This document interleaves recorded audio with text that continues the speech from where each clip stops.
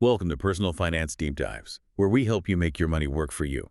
Today, we're taking a crucial deep dive into, well, a really foundational pillar of financial well-being, the emergency fund. Exactly. We're going to pull back the curtain on what an emergency fund truly is, why it's absolutely non-negotiable, really, for your peace of mind, and we'll cover how much you should realistically aim to save, the smartest places to keep that money safe, but also accessible, and critically, when it's genuinely okay to use it.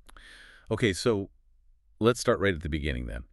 What exactly is an emergency fund? And, beyond just covering a flat tire, what are its most profound benefits in your experience? Yeah, good question.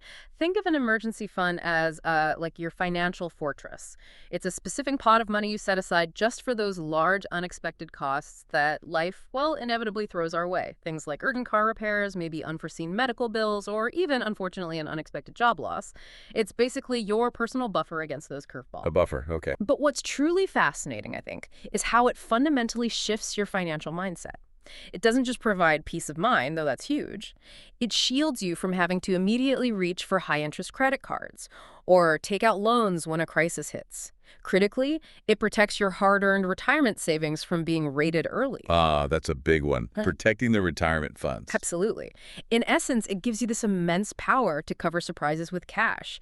It turns what could be a major financial crisis into maybe just an inconvenience. That power sounds transformative, really, especially when you hear stories of people just getting caught completely unprepared. Now, this is often the first question on everyone's mind, and it can feel a bit daunting. How much should I actually have in my emergency fund? It's a super common concern, yeah. Let me break it down. The general guideline is to save about 3 to 6 months worth of your living expenses. And that's a key distinction: living expenses, not your gross salary. This range, you see, is designed to give you enough financial runway, enough breathing room to navigate pretty significant setbacks, like losing a job, without completely derailing your financial future. Right, 3 to 6 months of expenses. Okay, but that still sounds like quite a lot, doesn't it? Especially for someone maybe just starting out or perhaps already juggling some debt. Where do you suggest people begin? Is there a first step that feels more, achievable? Absolutely. And that's important, making it feel achievable. If you're carrying consumer debt like credit cards, your immediate priority should probably be a starter fund, maybe just $1,000. Now, that might sound small, but honestly, it's enough to cover many common, smaller emergencies. And crucially, it stops you from taking on more debt while you focus on paying down what you already owe. Okay, so $1,000 first if you have debt. Makes sense. Yeah. Once that's in place, you then work on expanding it. Now, the decision between aiming for 3 months or the full 6 months for your bigger fund, that really depends on your personal situation, your risk factors. I generally advise aiming for 3 months if, say, you're single with a very stable job or maybe married with two stable incomes coming in. Okay.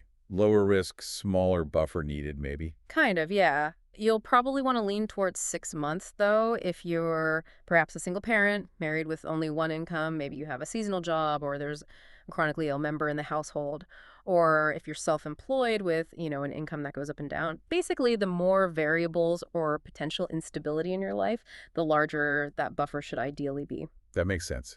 Tailor it to your own situation.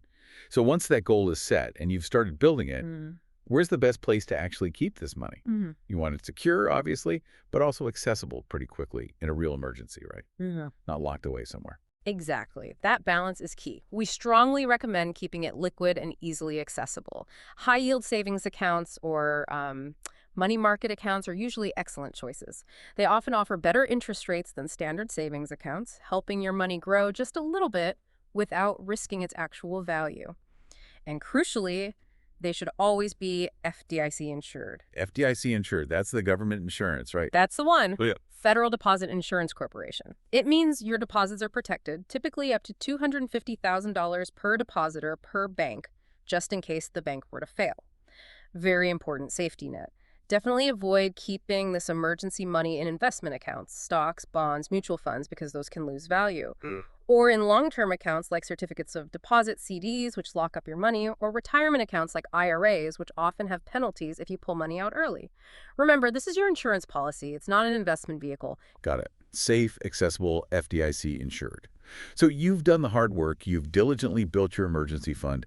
How do you know if a situation really truly warrants tapping into it? What's the litmus test that tells you, okay, this is the moment? That's such a critical question because the temptation can be there, right? Before you touch your fund, ask yourself three key questions. Is this expense unexpected? Is it truly necessary? And is it urgent?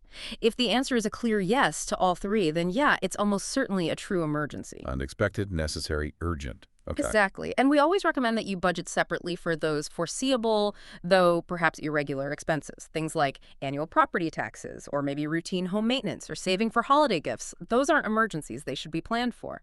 And here's a really crucial point. Once you do use any portion of your fund, make replenishing it your absolute top financial priority again. Get it back up to your target level as soon as you possibly can. Makes sense.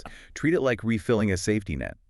So for our listeners who are now thinking, okay, I need to build this, or maybe I need to boost what I already have, what practical, actionable steps can they take right now? How do they get started or speed things up? Great question. First step is always clarity. Define your clear savings goal. Is it that initial $1,000 starter fund, or are you aiming for your full 3 or 6 months of expenses? Know your target. Then you really need a budget.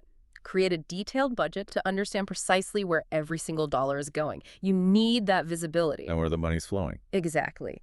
Then actively look for ways to, well, lower your expenses and potentially increase your income, even temporarily. Could be cutting back on non-essentials, finding a side hustle for a while, selling unneeded items cluttering up the house. Small changes, finding little savings in your daily spending it can all make a surprisingly big difference over time. So budget, cut costs, maybe earn more. Right. And finally, and this one is really key for consistency, automate your savings. Set up regular automatic transfers from your checking account straight into your dedicated emergency fund account, maybe every payday. This takes the decision-making and the temptation to spend it elsewhere right out of the equation. It makes saving almost effortless, turning it into a habit, not a chore you have to force yourself to do each month. Automate it. Set it and forget it, basically. Building an emergency fund, it seems, isn't just about the numbers on a spreadsheet, is it? It's really about constructing a life with, well, less stress and more actual financial freedom. Imagine the peace of mind knowing you're truly ready for, well, almost anything life might throw your way. Absolutely. That's the real payoff. That's all for now, folks. Please like, share, and subscribe.